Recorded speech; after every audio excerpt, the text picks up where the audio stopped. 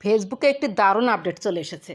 এখানে দেখতে পাচ্ছেন ফেসবুক ফর ক্রিয়েটরসে 3 ডে আগেতে একটি আপডেট এসেছে। New season fresh page here's your checklist for a creator spring clean. নতুন সিজন নতুন স্টার্ট, আপনার পেজকে একদম ফ্রেশ করতে এই চেকলিস্ট ফলো করুন।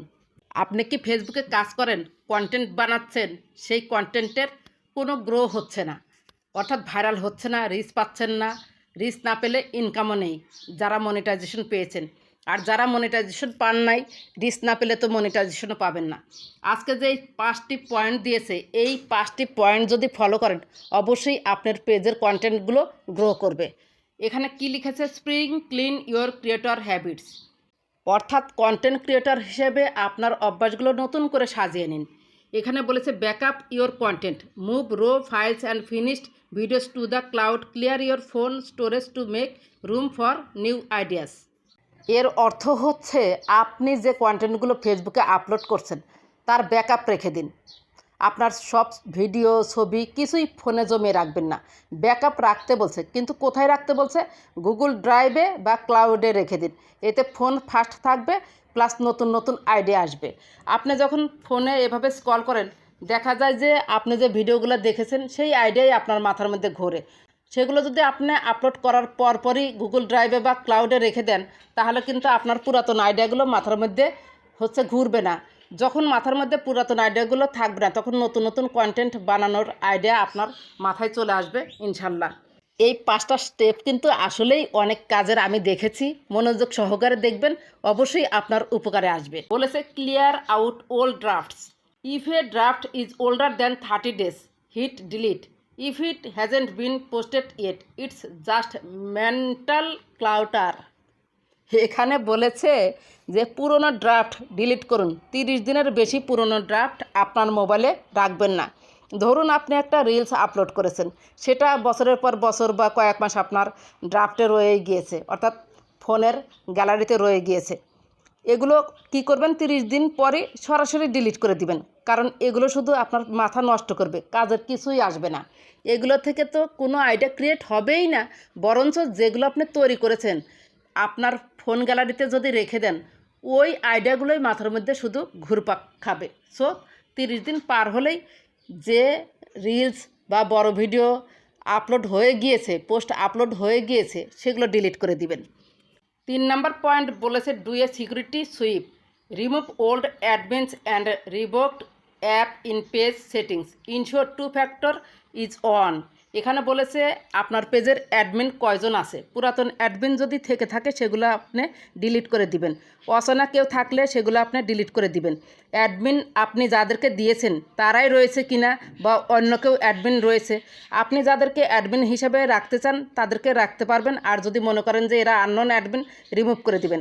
আর আরেকটি কথা হচ্ছে আপনার পেজে আপনি ছাড়া আপনার পেজে কারো অ্যাডমিন থাকার কথা না, তাহলে অতিরিক্ত অ্যাডমিন যদি থাকে সবগুলো ডিলিট করে দিবেন। এবার আরেকটি পয়েন্ট বলেছে 2 factor অথেন্টিকেশন অন আছে কিনা সেটা অবশ্যই চেক দিবেন। আর আপনি যদি 2 factor অথেন্টিকেশন অন আছে কিনা এটা চেক না দেন বা চালু করে না রাখেন তাহলে যে কোনো সময় আপনার পেজ হ্যাক হতে পারে। চলুন এই 2টা পয়েন্ট আমি বাস্তবে দেখিয়ে দেই। আমি আমার পেজে চলে এসেছি, অ্যাডমিন চেক দেব কয়জন রয়েছে। এই যে উপরে রয়েছে 3 ডটে আমি ক্লিক করলাম, এরপর সেটিংস অ্যান্ড প্রাইভেসিতে ক্লিক করলাম, এরপর উপরে দেখতে পাচ্ছেন সেটিংসে ক্লিক করলাম। পয়েন্টগুলো দেখে রাখুন, কাজে লাগবে। এরপর নিচে আসুন, দেখতে পাচ্ছেন যে অডিয়েন্স অ্যান্ড ভিজিবিলিটির মধ্যে রয়েছে পেজ সেটআপে আপনি ক্লিক করবেন। এরপর রয়েছে পেজ এক্সেসে আপনি ক্লিক করবেন।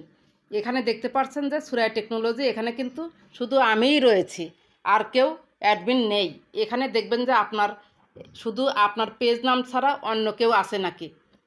ওকে, ব্যাকে চলুন। এবার 2 factor অথেন্টিকেশন কীভাবে চেক দেবো সেটা একটু দেখে নেই।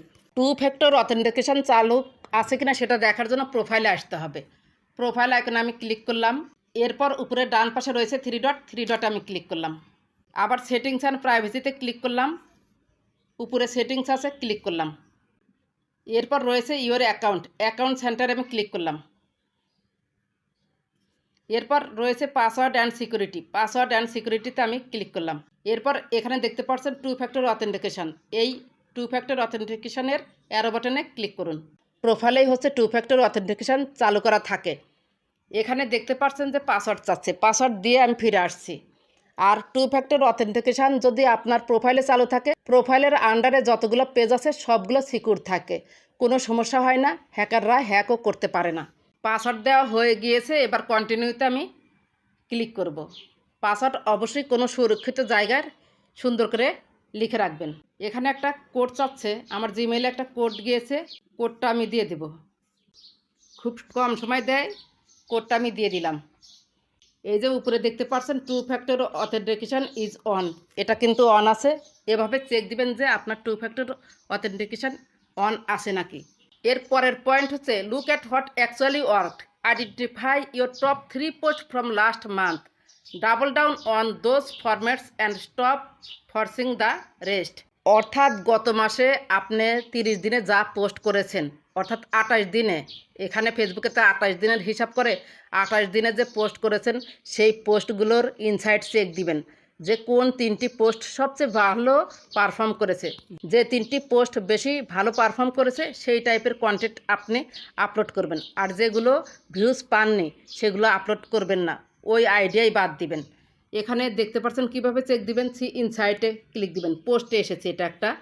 এখানে দেখতে পাচ্ছেন, একটু রিফ্রেশ করেন, ভিউজটা দেখা যাবে 352 ভিউজ, 46 এঙ্গেজমেন্ট। এভাবে দেখবেন যে ভিউজ কেমন এসেছে। আর রিলস যদি চেক দেন, এই যে উপরে ওয়াল রিলস ফটোস রয়েছে, রিলসে ক্লিক করবেন। রিলসে ক্লিক করার পর এখানে 1 মাসের পোস্ট দেখবেন, যেগুলো ভালো ভিউজ হয়েছে 1.6K, 3.2K, 1.2K, 2.2K।